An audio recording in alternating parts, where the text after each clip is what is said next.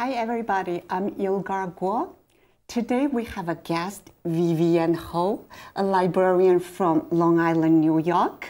Hi Vivian, thank you for coming. Thank you for having me here. I really appreciate it.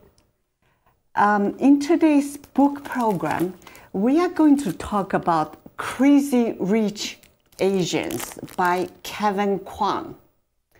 This book has become an international bestseller since it was first published in 2013. And today is actually the day the movie Crazy Rich Asians is released.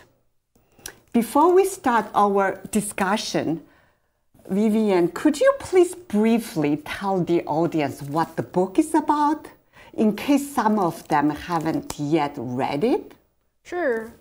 Crazy Rich Asians is about an unassuming couple, Nick Young and Rachel Chu. They are NYU, New York University professors who fly back to Singapore, where Nick is from, to attend his best friend's wedding and also to meet his relatives.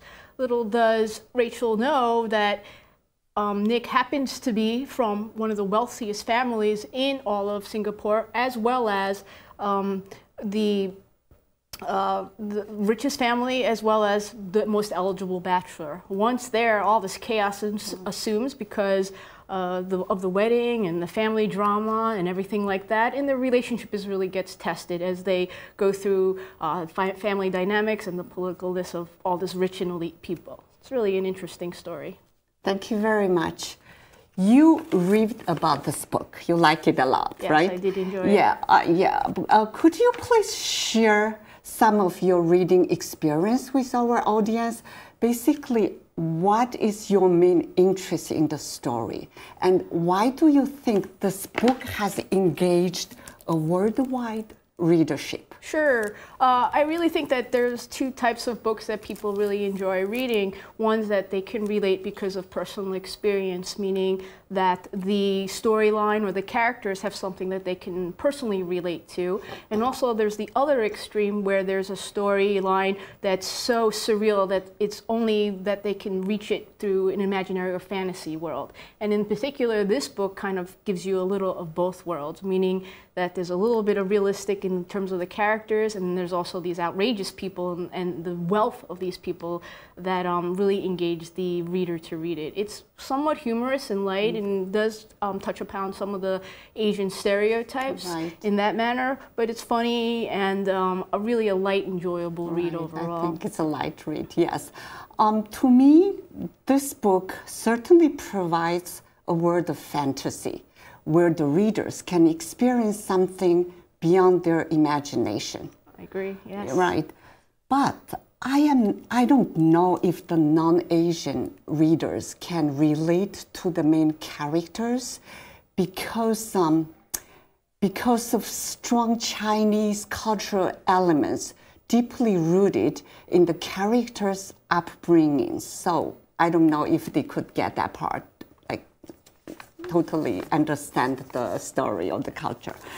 So my next question to you is, we Chinese American readers, regardless if we, our parents, or even our grandparents are originally from Singapore, Taiwan, Hong Kong, Malaysia, or mainland China, we can always find many cultural similarities described in this book, right?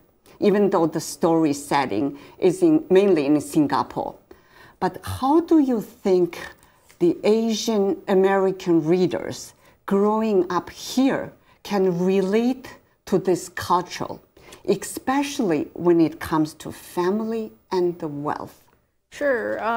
For me personally, I was born here and I'm Asian American as well. And I think the character that I relate most to is probably Rachel. She's from New York. Well, she's not from New York, but she kind of was from California, but she's Asian American. She grows up and she goes into Singapore not knowing what to expect. and having to be immersed not only into a family culture. Chinese tradition is very strong. Family is very important, and as you see through the book, the grandmother in the story is very strong, a strong character. The mother of Nick is very strong, and so that's something that I think most Asian Americans, if you grow up here with a generation of parents or grandparents that are from a somewhat different culture that grew up in Asia, you can kind of relate to that a little bit. And the expectation. So anywhere you go, there's always expectation when you first meet your potential in-laws, let's say, or families of your significant other, that there's always going to be something of an expectation that you're not good enough, or there's always somebody better. So that's the struggle that Rachel has, and something that I think a lot of people can identify. And especially in the book where there's a wedding, and I think a lot of people who go to weddings understand the stress of that, as well as all the tension and drama that comes with a wedding. Yeah, they have high expectation from Rachel. Exactly. And in this particular case, it's also even more so because it's this wealth, the fact that these people the can social drop, status in Singapore, and the fact that like people can drop $300,000 as if it was $30 is a little bit different. So yeah, definitely. I just want to make two quick comments. According to Chinese tradition, when it comes to marriage, there is a Chinese saying. It's called, in Chinese, it's 门当户对, meaning perfect match. This perfect match is based on the couple's family backgrounds, social status, their education, even their zodiac signs. Also, secondly, the measurement of man's success in Asian culture is tightly associated with their financial well-being. These two aspects are greatly reflected throughout the storyline in this book. So I thought it's a true reflection of that part. So really good. Okay, my next question to you is, so after realizing the ridiculously extravagant lifestyle of Nick Young's family and his relatives, where money, power, jealousy, lies play dominant roles, what do you consider the most valuable thing in life? That's a really good question. I think that most people would welcome that kind of money. However, it does bring on a whole set of new problems. I don't think anybody would not want to have that kind of wealth, but when you come to deep down in understanding the relationships and the people, it's about trust, it's about love, it's about your family bonds. I think those are the things that are really more important to everybody, especially to me and most people, I think, and that you realize that all the materialistic things are great, but what your quality of life is and what brings you the most happiness really is your family bonds and your relationships and how those develop, that you can't really buy those things. Rather, they're kind of earned, and, you know, I know there's a saying that the best things in life are free, excuse me, but yeah, I do believe that those are the things that are really important. Of course, health, but yeah, those I think are what makes your life more meaningful, and it's not so much the materialistic things. So I'm so glad you think that way. I hope our audience will all agree with you that the materialistic things are not the most important thing in life, right? Yes. So now, do you have any questions for me? Yes, actually, I understand you were lucky enough to be able to preview the movie of Crazy Rich Asians.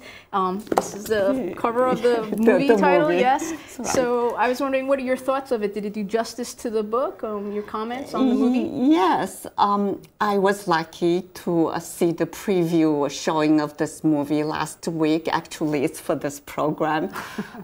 Overall, I think John Chu, the film director, did a great job by delivering this Cinderella fairy tale in a colorful and glamorous style.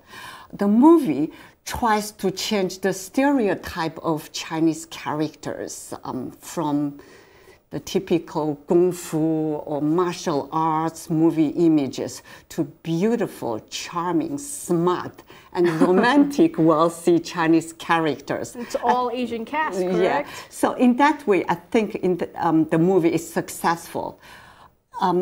But somehow I felt the movie falls a little short because the degree of intensity and craziness in the movie is less in comparison with the book.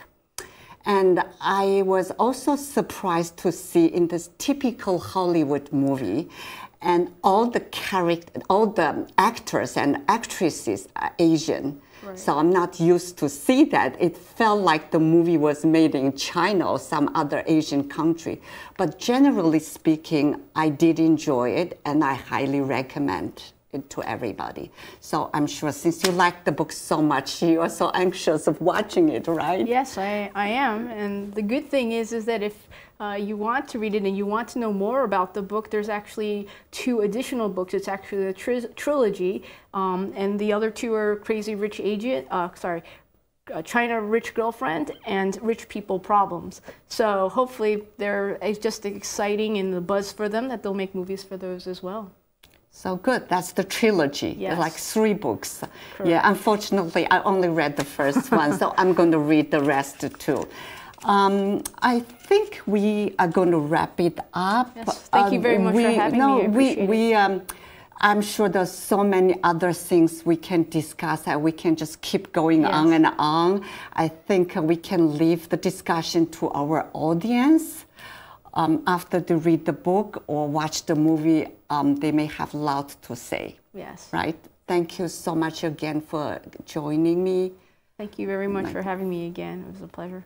Thank you, everybody, for watching us.